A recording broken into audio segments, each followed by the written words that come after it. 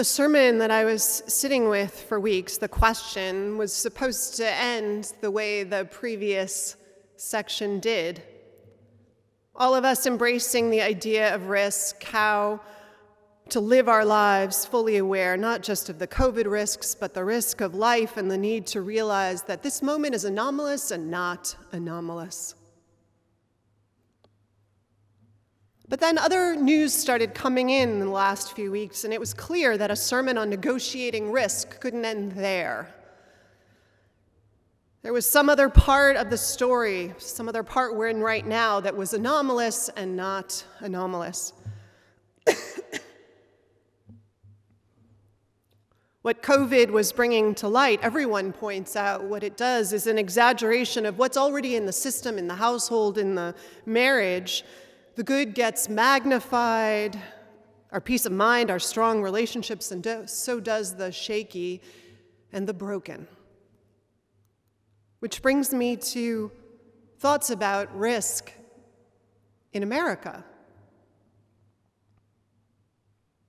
First, what caught our attention was news of the disproportionate effect COVID-19 is having on low-income folks in our country. Of course it is.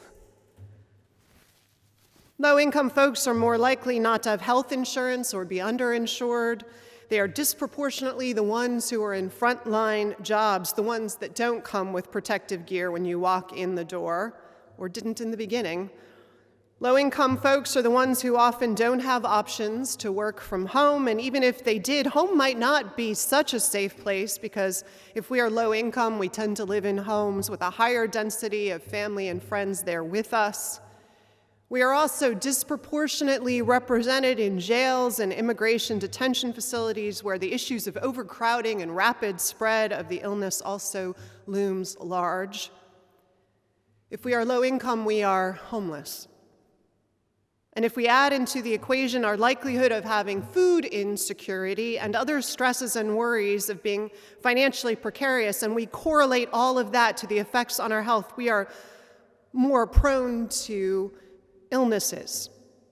And our immune systems are already taxed by high levels of cortisol. All of which means, among other things, we are at an increased risk of illness and death even before COVID showed up on the scene. But if we're talking about risk and who bears it disproportionately, we have to unpack those low-income stats a little bit more. Because if we're low income in America, if we're in that high at-risk group, we know that there's only an 8% chance that we are white, even though the population of the U.S. is 60% white. There's a 21% chance, though, that we're black, though black Americans are only 12% of the U.S. overall population. Non-white Hispanics and Asian Pacific Islanders will also be disproportionately represented in this group of low-income Americans, and certainly our Native American brothers and sisters will be. Disproportionate to their proportion of the population, and if you compare it to a white American's chances of being poor, well, it's off the charts. A friend of mine said recently she doesn't think wealth should be measured in dollars or shares of stock. She said it should be measured in choice, the ability to have choices. The choice to go to the Hamptons when New York is a hot spot. The choice to take sick days. The freedom to work from home. The ability to buy food that allows you that full belly so you can sleep well and have a better chance of a robust immune system the next day.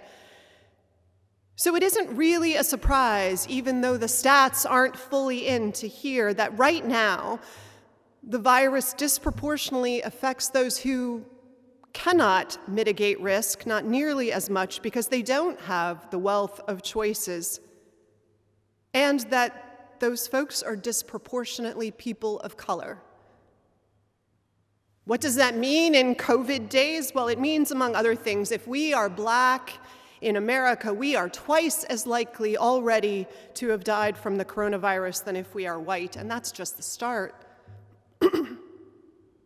There are, of course, other risks to being brown or black or Asian or Native and Indigenous in America. Some of those have also been in the news lately, haven't they? The hunting down of Ahmaud Arbery, horrific, and also part of a long legacy of hatred toward black bodies in America, a long history of tolerance for terror and lynching. Then lately there have been all the increased attacks on Asian Americans, the rearing of the ugly head of xenophobia, also with its long history of dehumanization and danger from the Chinese Exclusion Act, the encampment of Japanese American citizens in World War II, and all the racism that allowed all of these policies, that is right there, ready to be stoked and perpetuated again by the highest levels of political leadership, and which brings with it great risk of bodily harm and ongoing fear, and then, of course, like all these things, the long-term trauma of diminishment and discrimination. No less is the diminishment of our Hispanic and Indigenous siblings, one that dates back also far in our history to colonialism and the so-called missions, whose mission was genocide and slavery, whose churches are badges of shame, if we're honest about it, and to which we can, of course, add the genocide of Native Americans, which one government official of that time called the last great human hunt, though I think he was optimistic to call it the last. Let's hope so. All of which shows up now, among other things, in our tolerance for hundreds of thousands of Hispanic and Indigenous folk from Central and South America to be held without charges or trial in subhuman conditions to fuel our private prison system. Whew.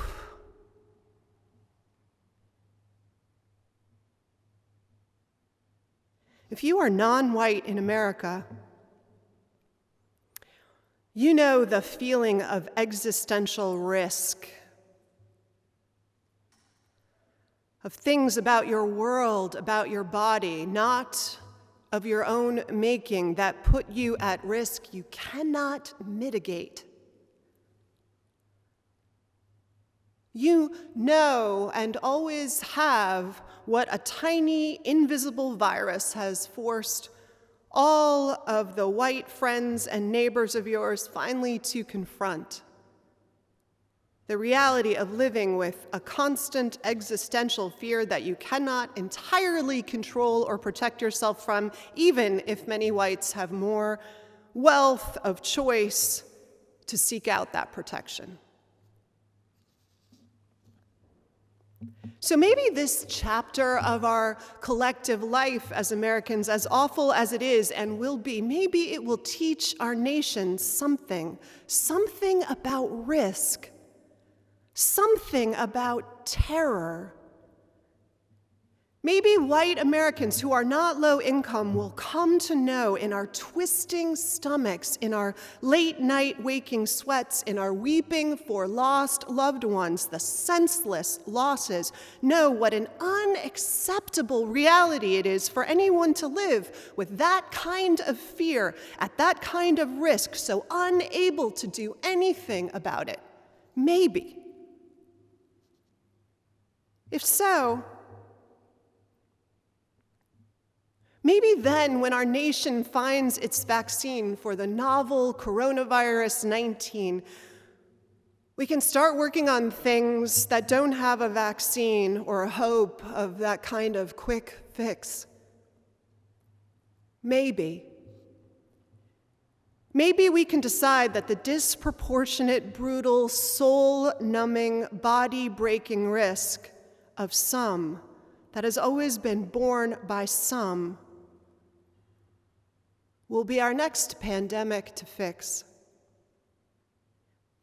And ask all of our university and private sector experts And all our passionate problem solvers who have come to center stage, and our eager philanthropic funders, and our citizens who are joining in unity and shared effort, put all of us to the business of unraveling this illness and discover the complicated behavioral changes and institutional and social reforms that this work will require of us, and start to heal. It would be the kind of work that faithful people are famous for, wouldn't it? The best of the work of faithful people. The work of resurrecting life from its places of decimation and loss. So, the second piece of the Sermon on Risk. God, grant us wisdom, grant us courage for the facing of this hour and the hours to come. May we learn to navigate risk, to mitigate all of it together.